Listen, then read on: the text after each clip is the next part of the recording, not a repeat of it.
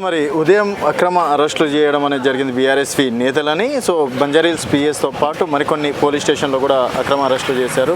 So Rajiv Gandhi విగ్రహం జోలికి వస్తా అన్నందుకు అరెస్ట్ చేశారని చెప్పేసి వీళ్ళు అంటున్నారు. ఏంది అసలు మీకు ఎందుకు అరెస్ట్ చేయడం అనేది జరిగింది? ఉదయం ఎన్ని గంటలకు అరెస్ట్ చేసిండు పోలీసులు? ఏంది పొద్దున ఉదయం 5:30కి పోలీస్ వాళ్ళు రావడం జరిగింది. ఆ టైంలో రావడం ఏంది, మాకు కొంచెం ముందు చెప్పినా కానీ మేమే వస్తాం పిఎస్కి. మేము పిఎస్కి రానికి కూడా సిద్ధమే ఉన్నాము. ఇంటికి వచ్చి డోర్లు కొట్టి పేరు కూడా చెప్తలేరు. పేర్లు చెప్పైనా మేము ఇంట్లో ఉన్న వాళ్ళకి బయట ఏం జరుగుతుందో ఆ చీకట్లో ఏం తెలుస్తుంది? ఆ చీకట్లో వచ్చి పేరు చెప్తలేరు. ఒక ఇద్దరు కానిస్టేబుల్, ఒక ఎస్ఐ వచ్చి తీసుకురానికి మేము ఒక నక్సలైట్లమా, మేము ఒక విద్యార్థులమా అర్థమవుతలేదు తెలంగాణ రాష్ట్రంలో. ఓకే. ఇంకోటి, ఈరోజు తెలంగాణ సెక్రటరేట్ ముందు రాజీవ్ గాంధీ విగ్రహం పెట్టే ముందు తెలంగాణలో రాజీవ్ గాంధీ ఎయిర్పోర్ట్ ఇచ్చిన ప్రభుత్వం బీఆర్ఎస్ ప్రభుత్వంలోనే ఇచ్చినాము. ఎయిర్పోర్ట్ కాంగ్రెస్ ప్రభుత్వంలో వచ్చిందని వాళ్ళు అనుకుంటున్నారు. బీఆర్ఎస్ ప్రభుత్వం అప్రూవల్ చేస్తేనే కాంగ్రెస్ ప్రభుత్వం 2014లో వచ్చింది. 14లో వచ్చిందండి. 2014 వచ్చినప్పుడు ఎవరుండే సీఎం? ఎవరుండే? 2014 ముందు ఎయిర్పోర్ట్ ఓపెన్ అయింది. ఓపెన్ అయినాక కానీ పేరు అయితే రాజీవ్ గాంధీ ఎయిర్పోర్ట్ అయితే పెట్టుకున్నాం కదా. యూనివర్సిటీ పేరు కూడా పెట్టుకున్నాం, రాజీవ్ గాంధీ యూనివర్సిటీ. ఇంకా రాజీవ్ గాంధీ గారిని తెచ్చి సెక్రటరేట్ ముందు పెట్టడం అది చాలా తప్పు. ఎందుకు పెట్టాలి రాజీవ్ గాంధీ గారిని? తెలంగాణ తల్లిని పెట్టండి.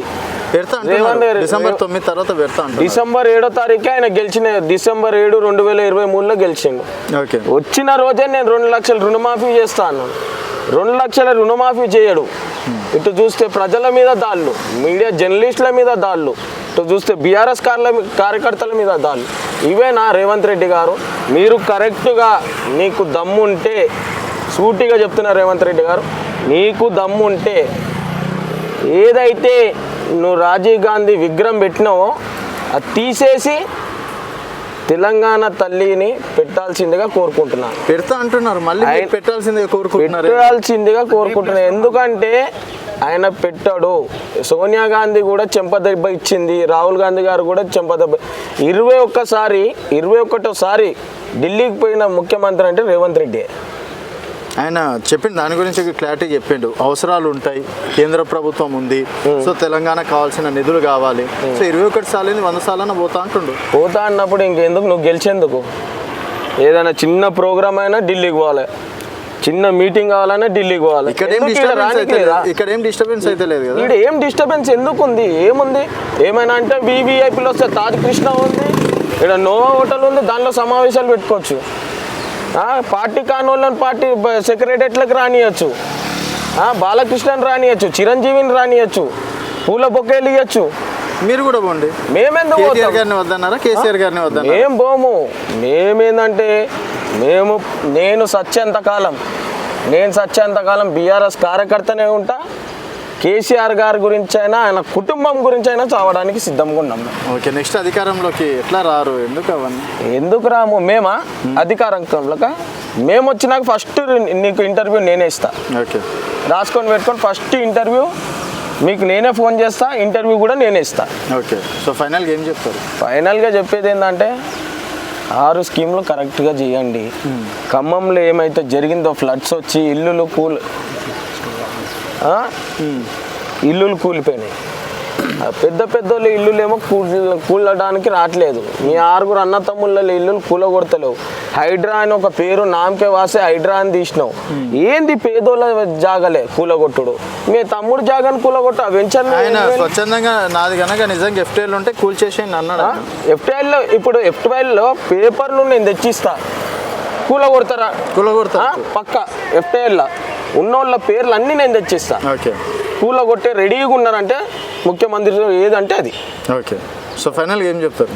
కంపల్సరీ ఈ 5 ఏళ్ళు అయిపోయినాక బీఆర్ఎస్ రావడం ఖాయం, కేసీఆర్ ముఖ్యమంత్రి అవ్వడం ఖాయం. అప్పుడు నిజమైన 10 సంవత్సరాల వరకు ముచ్చట లేదంటుండు. ఆయనకి ఏం తెలుసు? అవ్వగాని బువ్వ అంటాడు. అది ఆయన కళ. ఏం కళ ఉంది? ఈ నుండి వాళ్ళ ఇంటికి పోనీకి మొత్తం 100 మంది వరకు పోలీసు వాళ్ళు ఉంటారు. అప్పుడేమన్నా నేను ఫ్రీగా అందరి మధ్యలో పోతా, అందరి మధ్యలో నేను కారు తీసుకొని తిరుగుతా. ఈరోజు ఎందుకు పాపం, ఈరోజు పోలీసు వాళ్ళకి నెల జీతం రాలేదు. నెల జీతం నువ్వే కదా 1వ తారీఖు వస్తుందండి. ఏడొచ్చిందండి. నేను ఇప్పుడు వరకు పోలీస్ స్టేషన్లోనే కూర్చున్నా. అడిగినా మేము కానిస్టేబుల్ 1వ నెల జీతం రాలేదు. ఒక్కొక్కళ్ళు ఇంట్లో పిల్లలు ఉంటారు, చిన్న చిన్న పిల్లలు ఉంటారు. వాళ్ళు ఎక్కడెక్కడ నుండి రావాలి, నైట్ డ్యూటీలు చేయాలి, అవన్నీ చేయాలి. ఇప్పుడు 4,000 మంది పోలీసు వాళ్ళు, 5,000 మంది పోలీసు వాళ్ళు ఉన్నారు ట్యాంక్ బండ్ కాడ.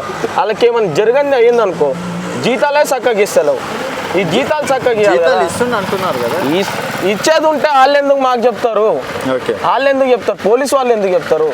కానీ ఇది చాలా దారుణమైన కాంగ్రెస్ ప్రభుత్వం. ముఖ్యమంత్రి గారు ఇంకోటి కోమటిరెడ్డి రాజగోపాల్ రెడ్డి గారు ఇట్లాని అవన్నీ మా దగ్గర జాంతానే ఉరికిపిచ్చి కొడతా అంటున్నావు కదా బీఆర్ఎస్ నాయకులని.